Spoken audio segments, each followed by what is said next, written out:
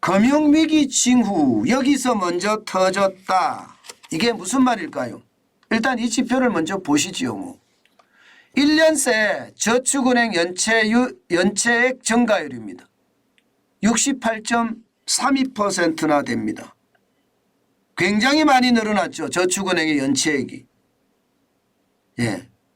저도 여러분들에게 저축은행 위험하다는 이야기를 벌써 오래전부터 지표를 가지고 설명해 왔습니다. 그런데 요즘 말입니다. 이 지표는 매일경제신문이 조사한 지표예요. 다시 말해서 이제는요. 기성 제도권의 언론사들도 지금 저축은행의 어떤 연체액이 위험스럽다 이렇게 판단하고 있다는 뜻입니다. 68.32%가 늘어나니까 당연히 그렇게 생각할 것 같습니다. 여러분 실제로도 한번 보세요. 1년 새에 얼마나 늘었는지. 2022년 1분기에 5,464억 원이었습니다. 그런데 4분기에는 거의 1조에 가깝습니다. 9,197억 원. 지금 1분기 대비해 보면 63.32%가 늘었고요. 3,733억 원이 늘어난 수치입니다. 야, 진짜 장난 아니죠. 진짜 장난 아니죠. 이게 실제로 말입니다. 아주 디테일하게 이게 조사를 한 거예요. 그중에서도 저축은행 79곳에 가서 하나씩 뜯어본 겁니다. 그만큼 저축은행의 상황이 지금 쉽지 않다 이렇게 이야기합니다. 게다가 이 9,197억 원 이것은요 부동산 관련 대출만 말하는 겁니다. 일반적으로 말입니다. 저축은행이 부동산 관련 대출이다 이러면요 여러 가지 분류가 있습니다. PF 대출만 말하는 게 아니에요. PF 대출만. 이게 부동산 관련 대출이다 이러면요. 브릿지론도 있잖아요. 브릿지론. 브릿지론이라는 게 PF가 들어가기 전에 대출해 주는 비용인데 이것도 지금 장난 아니다 이렇게 이야기하고 있고요. 또한 말입니다. 브릿지론 말고도 부동산 PF에 대한 대출도 굉장히 많다 이렇게 이야기합니다. 여러분 이거 한번 보세요. 이 지표를 보면 아마 더 심각하지 않을까 이런 생각을 해보거든요. 전국에 79개 저축은행이면 웬만한 저축은행은 다 포함됐다 이렇게 생각을 할 수가 있는데요. 공시를 취합해 봤더니 전체 총액은요 28조 5,558억 원에서 2022년 말 35조 8,023억 원까지 늘었다는 거고요. 연체액도 4,427억 원에서 9,197억 원으로 늘었다는 겁니다. 2배가 넘게 늘어났죠. 2배가. 저는 이런 지표들이 계속 쏟아진다는 것, 하루하루가 다르게 지표들이 나온다는 것, 그리고 이게 제도권 언론 뭐 매일경제나 한국경제나 이런 경제신문에서부터 시작을 해서 종합지 내지는 종편이나 이게 공중파에서도 다루고 있다는 것을 보면 말입니다. 저축은행의 위기는 생각보다가 깊어졌다 이렇게 얘기할 수 있을 겁니다. 실제로도 말입니다. 지표로도 그렇게 나타납니다. 여러분 보세요. 국제결제은행 기준으로 봤을 때 자기자본 비율이 점점 떨어지잖아요. 2020년 말만 하더라도 14.2%였던 저축은행의 자기자본 비율은요. 지금은 13.3%까지 떨어졌습니다.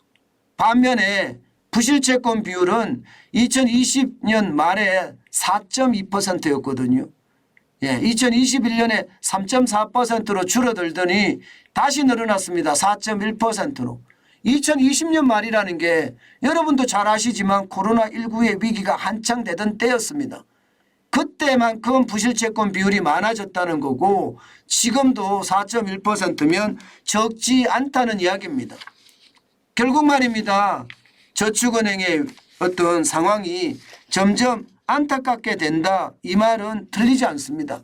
오죽했으면 이복형 금융감독원장은요. PF 대출 사업장 적어도 말입니다. 300개에서 500개 사업장을 중요 관리 대상으로 지정을 했다고 이야기합니다. 중요. 물론 300개 500개 사업장이 다 부실이다. 이것은 아니라고 이야기는 하지만 결국 말입니다. 300개나 500개 사업장에서 일어날 수 있는 일이라는 게 지금 어떤 때보다 크다. 이렇게 이야기할 수 있는 건가요? 이것은 여러분 금융당국에서도 이미 저축은행의 위험은 PF 대출의 위험으로 터질 가능성이 크다. 지금 이렇게 짚고 있는 겁니다. 그만큼 말입니다. 금융위기에 대한 불안감도 한층 더 커졌다 이렇게 봐야 됩니다.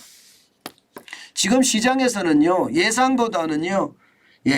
위기에 대한 말이 많이 잦아들고 있기는 한데요. 저는 그게 잦아드는 것이 아니라 공론화하지 않아서 그렇다고 생각을 합니다. 지금 지표들을 봤을 때는 결코 좋은 지표가 없습니다. 그런 상황을 감안해 보면 늘 말입니다. 조심해야 되는 것. 제가 저축은행에 대한 위험성은 여러 번 여러분들에게 말씀을 드렸습니다. 그런데 이게 제도권 언론에서까지도 이렇게 짚고 넘어간다는 것은요.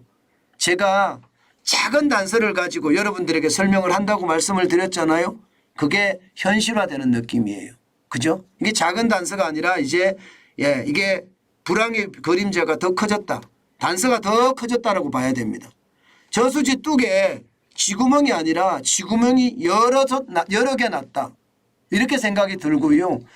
저수지 뚝에 있는 쥐구멍이 여러 개가 합쳐질까 두렵다. 이렇게 생각합니다. 합쳐지면 그게 위기거든요.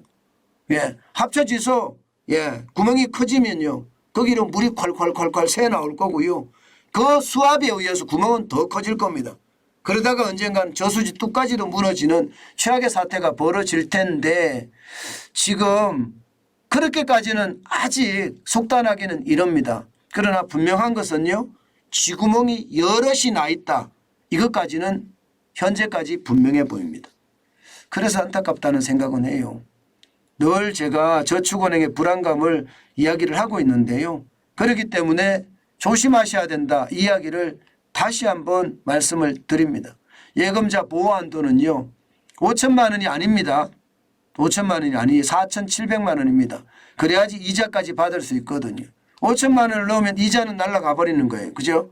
그러니까 이자를 감안해서 한 4,700만 원 정도를 넣어두는 것이 어떨까 저는 그렇게 생각합니다. 그만큼 말입니다. 이 저축은행 또 캐피탈사, 증권사 혹은 새마을금고 이금융권의 위기는 계속 회자되고 있을 뿐만 아니라 언제 터질지 몰라 두려워하고 있다. 이렇게 생각하면 그것이 지금 현재 상황에서는 맞을 겁니다.